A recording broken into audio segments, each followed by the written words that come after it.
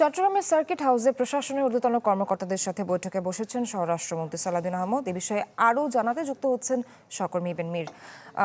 ইবেন, একটু জানাবেন যে স্বরাষ্ট্রমন্ত্রী যে ঊর্ধ্বতন কর্মকর্তাদের সঙ্গে বৈঠকে বসেছেন, এই বৈঠকে আরও কি কি বিষয় উঠে আসতে পারে আলোচনায়?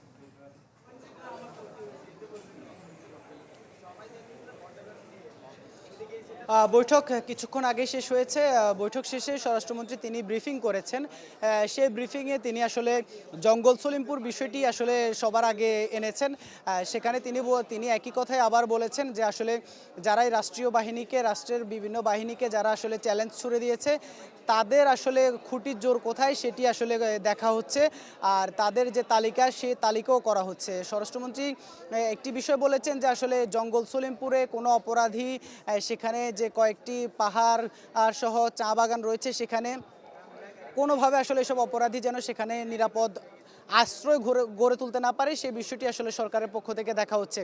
আর এছাড়া সরকারের যে বিভিন্ন বাহিনী, অর্থাৎ ৩-৪ হাজার সদস্য নিয়ে একটি অভিযান পরিচালনা হয়েছে, সেই অভিযানের পর একটি ক্যাম্প গুড়িয়ে দেয়া, সরকার সামগ্রিক বিষয়টিকে গুরুত্বের সাথে দেখেছে এবং এটিকে রাষ্ট্রের ভেতর আসলে আইন না মেনে রাষ্ট্রের বাহিনীর প্রতি যে চ্যালেঞ্জ ছুড়ে দেয়া, সেটিকে যে মাত্রায় দেখার কথা সরকার সেভাবেই নিয়েছে। যার কারণে তিনি আরও বলছেন যে আসলে এখানে যেহেতু দীর্ঘদিন যাবৎ আসলে এখানে বিভিন্ন শ্রেণী পেশার মানুষ, নিম্ন আয়ের মানুষজন তারা সেখানে আশ্রয় গড়েছেন, তাদেরকে আসলে নানানভাবে আসলে এখানে অপরাধীরা ব্যবহার করছে, সেই জায়গাটিও আসলে সরকার কাজ করছে।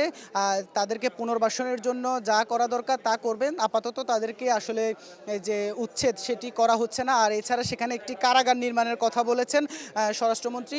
এছাড়াও আরও যে সরকারের যে বিভিন্ন প্রকল্পগুলো রয়েছে, সেই প্রকল্পগুলো আসলে প্রক্রিয়াধীন রয়েছে। সব কিছু মিলিয়ে আসলে আলোচনার মূল কেন্দ্রে ছিল জঙ্গল সলিমপুর, আর এছাড়া সার্বিক যে নিরাপত্তা ব্যবস্থা চট্টগ্রামের, সেটি নিয়েও আসলে কথা হয়েছে সেখানে ঊর্ধ্বতন কর্মকর্তাদের সাথে স্বরাষ্ট্রমন্ত্রী। অনেক অনেক ধন্যবাদ আপনাকে।